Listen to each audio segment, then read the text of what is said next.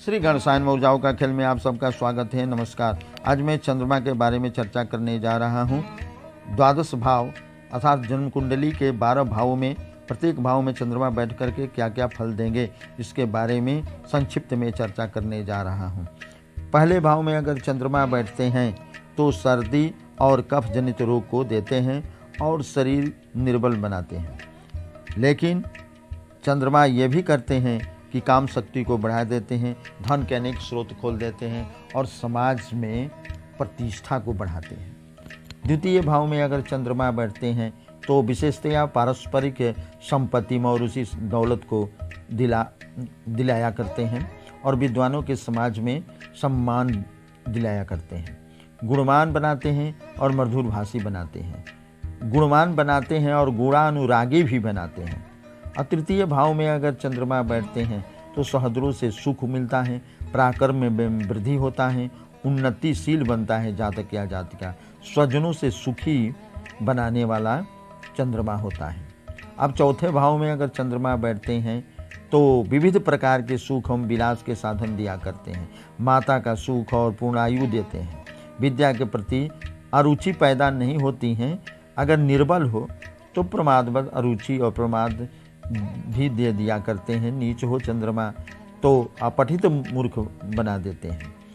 अगर सही हो तो सही लाभ पहुंचाते हैं, वाहन सुख भी देते हैं। सूत स्थान में अगर चंद्रमा बैठते हैं तो जातक या जातिका को विजयी बनाते हैं, अनेक प्रकार की कला और गुणों से युक्त कर देते हैं। संतान में पुत्रियों की संख्या अधिक देते हैं। समाज में सम्मानित जनों से संपर्क और व्यवहार को बढ़ाते हैं। अगर 6वें स्थान में चंद्रमा है तो दशांतर दशा काल में मारक जैसे व्यवहार करते हैं, मरण तुल्य कष्ट भी दे दिया करते हैं, शत्रुओं से भय और जल तत्व से संबंधित रोग भी दे दिया करते हैं। चंद्रमा के 6ठे और 8वें स्थान में स्थित रहने के दोष के विषय में शास्त्रकार लोग बताते हैं कि कृष्ण पक्ष में दिन में जन्म लेने वालों का तथा शुक्ल पक्ष में रात्रि में जन्म लेने वाले व्यक्तियों का 6ठे और 8वें स्थान में स्थित चंद्रमा माता के समान रक्षा करते हैं। जया भाव में स्थित चंद्रमा व्यक्ति को विरजमान अतीव कामी भी बनाता है। ऐसे व्यक्ति को स्त्री सुख प्रचुर मात्रा में प्राप्त होता है। वह लंपट भी हो जाता है जातक या जातिका,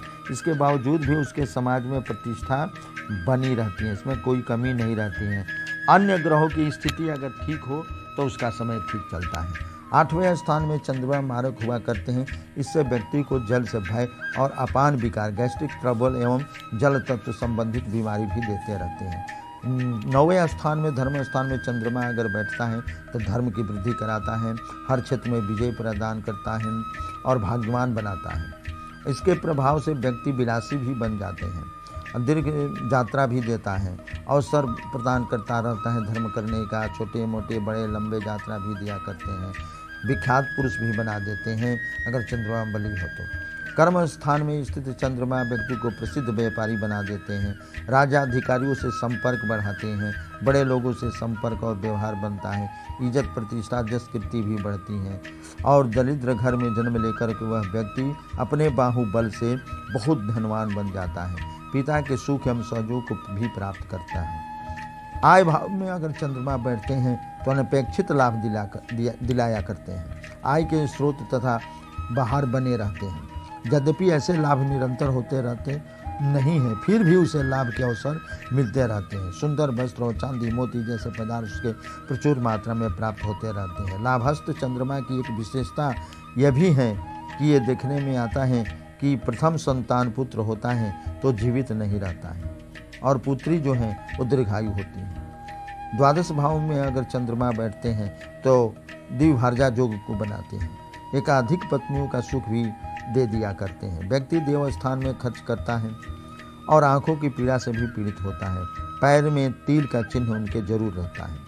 अब मैं एक और विशेषता बताने जा रहा हूँ चंद्रमा के, कि चंद्रमा के संबंध में यह भी ध्यान में रखनी चाहिए कि यह पाप और शुभ दोनों प्रकार का ग्रह है।